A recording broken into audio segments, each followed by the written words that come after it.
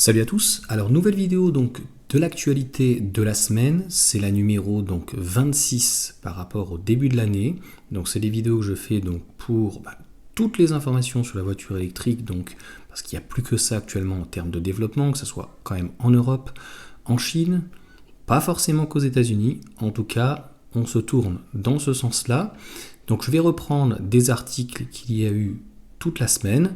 Et c'est des vidéos que je fais le dimanche matin qui sont donc préenregistrées et que tu peux voir à partir de 7h. Alors, la première information qu'on a eue, c'est Tesla Model Y, la dégringolade des ventes se confirme. Donc, il semblerait que le Tesla Model Y passe de la première place donc, du top 1 des véhicules vendus donc suite à sa baisse de, on avait dit 48% la dernière fois, donc on est à 49%, donc certains se feront le plaisir, tu vois. Moi, je te fais juste une analyse. Donc, 18e. A priori, il y en a d'autres où ça se passe mieux, l'ID4, même si voilà, le style et les performances sont quand même à pondérer. Et puis, il y a beaucoup plus de concurrence. On va dire que l'un des gros problèmes finalement de Tesla, au-delà donc des radars, des commodos, qui peuvent poser problème, t'imagines, déjà des gens qui sont choqués qu'il n'y ait pas d'écran à l'avant, tu comprends, face au conducteur, donc le fait en plus qu'il n'y ait plus de radar, plus d'autres choses, tu vois, quand tu as l'habitude, c'est différent. Là, c'est un véhicule quand même relativement grand, qui a un très bon rapport qualité-prix, mais au niveau du braquage aussi, donc c'est vrai que, par exemple, un Scénic, c'est quand même beaucoup plus petit, donc ça peut intéresser peut-être plus de clientèle. Donc tu me diras, le fait que Tesla en Europe et avec son usine, donc Giga Berlin, soit obligé de réduire fortement finalement la cadence, ça va peut-être les obliger à sortir une compacte très rapidement. On a des informations un peu plus donc sur la Ford Capri, qui n'aura plus rien à voir avec Capri, c'est fini. Les années 70 c'est fini, ça sera encore un SUV. J'ai rien contre les SUV, j'ai 3 enfants, c'est très pratique, mais pour le quotidien, il manque cruellement d'une compacte qui ne fasse pas SUV. Voilà, donc quelque chose, voilà. Moi, ma Mégane, par exemple, c'est très bien. Un petit peu plus grand, ça serait bien, tu vois, avec un haillon, quelque chose de pratique, une vraie électrique.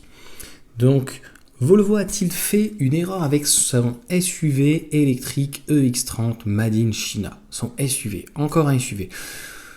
Oui, parce qu'en fait, le EX30, il se destine à qui? C'est un petit peu comme une Mini, même si c'est tendance en Chine et ailleurs, c'est essentiellement pour le marché européen. Nous, on n'a que des petites voitures. Donc en Chine, aux États-Unis, c'est plutôt des plus grosses voitures ou des grosses berlines, donc sans haillons, et type sedan ou quoi, mais oui, ils auraient dû la faire très certainement plutôt en Belgique et ce véhicule mériterait d'être plus connu. Mais ouais, les ventes, je l'avais déjà dit, ça n'intéresse pas plus que ça. Donc qu'en France, comme en plus il n'a pas de bonus ou quoi que ce soit, ça s'arrête vraiment très très rapidement pour ce véhicule. Dis-moi ce que t'en penses, est-ce que c'était une bonne idée? Moi, clairement, je pense que non, j'avais été le premier à le dire. T'imagines, le EX30 de mémoire de base, il est déjà très bien, avec batterie LFP et 272 chevaux quand même. De mémoire, c'est 37 000 euros, alors il est à la mode européenne, hein, dépouillé, mais avec un petit bonus. 37 000, dans ces cas-là, tu prends une Mégane qui est en iconique, donc qui est beaucoup plus optionnée. L'abandon de la voiture électrique, c'est chiffres qui posent problème. J'aimerais revenir sur ce truc là de McKinsey qu'Automobile Prop a révélé. Moi, je suis très inquiet en fait par ces cabinets indépendants qui ne servent à rien, mis à part créer la zizanie. 54% des propriétaires de voitures électriques regretteraient leur achat. Regretteraient, tu vois, donc aucune affirmation et un échantillon de 618 personnes. 618 personnes dans le monde, ça représente qui? Ces gens-là. Donc a priori, il y aurait des Français qui auraient été dans un échantillon, je ne sais pas si c'est des hybrides, des électriques. Tout ça me paraît pas du tout cohérent. Moi, je ne fais que le constat, les gens qui sont passés à l'électrique, je vois pas qui vont passer au thermique. Peut-être que dans d'autres pays, mais je ne connais pas. Alors, je ne sais pas. Peut-être que tout ce qui est pays scandinave aujourd'hui, c'est plus du tout le cas, même la Suisse ailleurs. Donc, c'est un petit peu l'incompréhension, c'est bizarre, c'est manipulation si on peut dire. Le chinois Zeekr donc lancera 7 nouvelles voitures d'ici 2026. Oui, comme je t'ai dit, malheureusement, la Chine ne se pose pas trop de questions à ce niveau-là.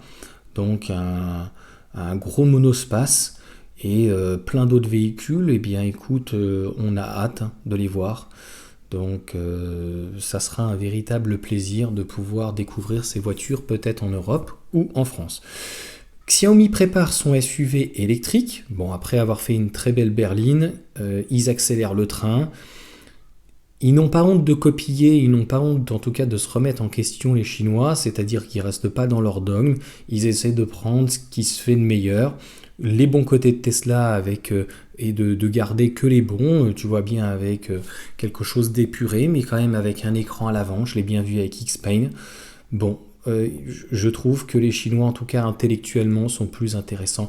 Je vais encore me faire taper dessus, on va me dire « Ouais, mais Johan, le parti communiste... » Non mais réveille-toi quoi. Bref, pendant ce temps-là, BMW donc annule une énorme commande donc de batteries pour ses voitures électriques. Donc il devait le faire avec, je crois, ça a bugué, donc un Suédois, un fabricant donc de batteries suédois. Voilà, on parle quand même de 2 milliards d'euros. Northvolt, donc est à la peine. Oui, ACC aussi à la peine. Voilà. Donc en fait, rien, encore une fois, n'a été pensé. Je suis très modérément, mais en colère. Donc une voiture électrique, ça se réfléchit en amont, avec des mines, une batterie, un châssis et une interactivité, un ensemble et surtout un plan pour pouvoir en fait derrière entretenir la voiture. Voilà, on aurait pu faire en fait des mixtes et réduire peut-être des concessionnaires ou quoi que ce soit, en profiter. Mais bon, non. La soupe, un petit peu, c'est peut-être comme nos élus, la soupe est trop bonne, que ça soit de gauche à droite. C'est un petit peu malheureusement tous les mêmes. La bonne surprise vient de l'Alfa Romeo, par contre, Junior électrique. J'en ai parlé sur les coups de gueule de Johan. La sportive Veloz, 4,13 m, je crois. En tout cas, elle est un petit peu plus grande, plus statutaire. Moi, j'aime beaucoup. C'est un véhicule, on parle de 47 000 euros, il me semble. Donc, à peine 1000 à 2000 euros de plus qu'une Alpine, qui ferait 220 chevaux en traction. Donc là, on a une 4 roues motrices. Par contre, on n'en sait pas plus, c'est-à-dire qu'on nous a dit 240 chevaux. Donc on suscite, on imagine que c'est le 156 chevaux, 160 chevaux en fait devant, et le reste à l'arrière, c'est-à-dire à peu près 80 chevaux. Au final, je pense qu'ils ont réussi à tirer plus du moteur, donc au lieu de 80, 120, et certainement en fait plus de tension peut-être, et plus donc de newton-mètres. C'est les newton-mètres que je trouve pas par rapport à 280 chevaux. Je sais plus, j'avais vu 345. C'est bien, mais bon.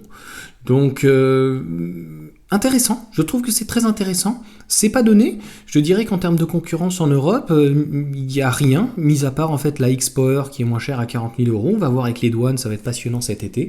Donc voilà en tout cas pour toutes ces informations. Tu vois, une petite dizaine de minutes, il n'y avait pas grand-chose, mis à part que, je l'ai déjà dit plusieurs fois, malheureusement, c'est pas prêché ou pas prêché, ce sont les faits, donc ça a un petit peu du mal donc, au niveau de la voiture électrique. Moi, je m'en fiche, je fais que analyser en fait l'information, quoi. La dernière information, ça tire un petit peu à balles réelles certaines fois. Donc, des géants du pétrole et de l'éthanol s'attaquent à la politique de Joe Biden sur les voitures électriques. En fait, la politique, à un moment donné, ne devrait pas rentrer là-dedans. C'est-à-dire que les constructeurs devraient se débrouiller tout seuls. Ils proposent des alternatives, ils proposent d'autres choses. L'État ne devrait en fait, à la limite, intervenir, comme ce que je fais la Chine, je suis désolé, mais de faire du recherche-développement en amont. Ça, je l'ai déjà expliqué. Encore une fois, je vais me faire taper sur les doigts. Et je dirais qu'en termes de politique extérieure, et nous, Européens et Français, en fait, c'est très mauvais d'avoir des gens comme Joe Biden ou Barack Obama qui font constamment la guerre et qui sont très interventionnistes, en fait, dans le monde extérieur. Donc, j'avais d'ailleurs mis un petit commentaire comme ça et quelqu'un m'a dit « Mais ouais, c'est facile ce que tu dis. » Non, ce sont les faits. Donc, un mec comme Trump, par exemple, a retiré énormément de troupes en Afghanistan, etc. Donc même si il a des propos très limites quand même, au niveau de certains musulmans, au niveau de certains Mexicains, avec le protectionnisme, de vouloir faire et puis il a des tweets un petit peu à la Elon Musk, il tweete plus vite que son ombre, mais les faits au-delà des tweets, il faut regarder les faits. On a quelqu'un, voilà, au niveau de Trump en tout cas, qui intervient moins à l'international et le monde s'y porte mieux. Je ne sais pas si tu te rends compte. Je pense que par exemple, comme peut-être quelqu'un comme Trump, voilà, moins d'intervention en Israël, ça serait pas plus mal non plus. Tu vois ce que je veux dire? De toutes parts, ça calmerait un petit peu les esprits. Voilà, Joe Biden, c'est pas ma tasse de thé. Donc même s'il est pour l'électrique, à un moment donné, en fait, il y a des lobbies, et clairement que ça soit des lobbies qu'il y a aussi sur l'électrique, hein, avec EDF ou quoi que ce soit de notre côté, ou même sur les batteries, et de l'autre côté sur le pétrole, avec Total. Bon, je pense qu'à un moment donné, il va falloir que chacun revienne un petit peu... Donc voilà, qu'on prenne un petit peu de hauteur par rapport à tout ça et par rapport à la politique. C'était vraiment le petit moment, tu vois. Donc je ferai plutôt des vidéos sur les coups de gueule de Johan que ce genre de choses, mais tu vois qu'il y a une intervention donc, de l'État et tout ceci a un impact. Et voilà, il est certain que si Trump passait, c'est un mauvais signal pour la voiture électrique. Si tu as Bardella qui passe, a priori, ça sera un mauvais signal pour la voiture électrique. Moi, je suis quelqu'un pour la liberté d'expression et pour le capitalisme, et je pars du principe que si les constructeurs ne sont pas capables de proposer une offre cohérente, et bien si on va dire le politique n'intervient pas, tant pis pour nous, quoi. Enfin, si tu veux, c'est cruel, mais c'est réaliste. Par contre, j'aime pas le deux poids deux mesures. Il faut pas dans ces cas-là que ni l'un ni l'autre soit aidé. C'est-à-dire qu'aujourd'hui, il y a peut-être trop d'aides sur l'électrique, mais il ne faudrait pas non plus subventionner le pétrole. C'est-à-dire que dans ces cas-là, il faut que la taxation soit la plus juste possible. J'espère en tout cas m'être assez fait comprendre, entendre, et que, voilà, écoute, ça se stagne, ça se calme, on va dire, en tout cas au niveau des ventes de l'électrique, mais du thermique aussi, hein, malheureusement, parce que les prix sont très élevés. On verra bien, mais c'est tout à fait normal, hein. Je dirais d'une manière globale, il y a eu une hausse très très importante, là il y a un creux. Je dirais que concrètement, si les constructeurs européens ou même chinois ou même américains ou même Tesla, s'ils veulent vendre plus, à un moment donné, ils ont qu'à baisser. Ils ont qu'à baisser leur prix. Donc il n'y a pas à faire d'intervention, tu es en difficulté, tu baisses, ils ont des marges très très importantes. Et je ne suis pas sûr que ça soit non plus à l'État de subventionner encore avec tas d'aide ou d'imposer des choses ou des quotas ou quoi, mais plutôt de dire écoutez, vous avez moins de ventes, faites un effort. Encore une fois, sur une Tesla et un modèle Y, je pense que les marges sont très très importantes. On n'est pas chez Ford ou pour le Ford Mach-E par exemple, ou d'autres constructeurs, c'est assez compliqué. Mais c'est pareil pour Renault. Je pense qu'ils ont des marges aujourd'hui qui sont extrêmement confortables et on voit bien qu'ils ont des leviers très très importants, même pour Stellantis. Voilà, tu me dis ce que tu en penses, mais moi c'est mon avis. Donc clairement, quand on a des marges, c'est la même chose quand on se prend énormément d'argent en fait sur un salarié. Moi j'aime pas le deux poids deux mesures. Donc on peut pas avoir un patron. Je n'ai pas trop parlé sur Elon Musk, mais est-ce que c'est justifié 55 milliards? C'est délirant. Même s'il a fait des prises de risque ou quoi que ce soit, et des patrons avec des parachutes dorés comme Stellantis ou quoi que ce soit, je pense que c'est complètement démesuré, complètement délirant, et il n'y a plus en fait un minimum d'équité quand même entre le plus bas et le plus haut. Je crois que c'était le Fordiste, c'était Ford qui disait pas plus de 80 fois, je crois, de différence entre le premier employé vraiment entre guillemets à la base de la base et son PDG. Je sais pas si on doit mettre un curseur quelque part, mais peut-être que là, il y a quelque chose à jouer et que l'argent, en tout cas, soit mieux redistribué. C'est plutôt ça. Et que ça aille pas toujours aux mêmes et que ça aille aussi aux salariés, à tout le monde. Parce que là, les salariés, c'est pas des cas sociaux, hein. Ils travaillent, hein. Ils bossent dans l'entreprise et c'est eux qui font tourner l'entreprise. Et ça, je pense que je leur ai assez dit avec la Mégane, où on m'a fait payer le tarif c'est 150 € la révision pour un filtre, et le gars il payait au lance-pierre.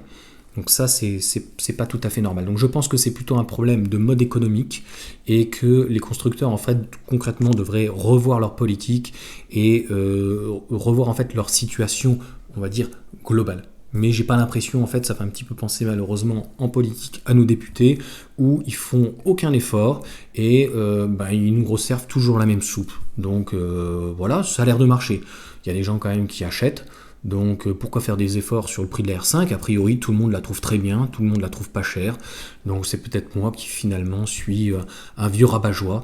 Donc moi je trouve que c'est un petit peu trop cher et je pense que 25 000 euros avec déjà CCS, avec tout, etc. et 4 000 en moins, 21 000 euros pour une petite R5 avec même la petite batterie, avec 120 chevaux, je pense que ça aurait été très bien, ça n'aura pas été délirant. Voilà en tout cas pour cette vidéo donc de l'actu de la semaine, avec un petit bonus tu vois d'analyse où je te dis ce que je pense. Le but c'est pas de brusquer quelqu'un, le but en tout cas ce n'est pas d'être méchant, mais d'analyser avec mon avis, c'est en allemand on dit ça, meine Meinung nach. Donc c'est mon avis. Il peut te pas plaire, tu peux mettre un commentaire. Maintenant, rappelle-toi une chose, tu es sur ma chaîne, tu es chez moi. Si c'est pour en fait avoir des commentaires dégueulasses, quelqu'un qui m'a dit tu es sur la défensive. Oui et non, je m'en fiche, mais tu m'attaques. Donc indirectement, je suis bien obligé de me défendre. Un petit peu comme au tribunal, tu comprends? Donc j'ai que ça, que le verbe en texte. Donc à un moment donné, si ça ne te convient pas, si mes propos ne te conviennent pas, écoute, ce n'est que mon avis. Je ne suis pas journaliste, rien du tout. Juste un passionné qui fait des vidéos uniquement par passion. Allez, sur ce, la vidéo donc dimanche matin. Donc pour ceux qui la regardent en premier, bon week-end, bon dimanche, ça sera tous les dimanches matins, sans qu'on l'habitude. Et puis, pour ceux qui regarderont par la suite la vidéo, bonne journée, bonne soirée, voilà, ça dépend à l'heure que vous regardez. N'hésitez pas à mettre un pouce, mettre un commentaire, si vous voulez vous abonner, c'est des vidéos qui marchent plutôt bien, qui font pas beaucoup de vues, mais où il y a pas mal de personnes donc, qui sont intéressées. J'en profite parce que tu vois la vidéo en dizaines de minutes a été fait, t'es pas obligé de regarder la fin, on verra ceux qui regarderont à ce moment-là jusqu'à la fin, ça sera comme d'habitude, toujours les vrais. Allez sur ce, ciao à tous.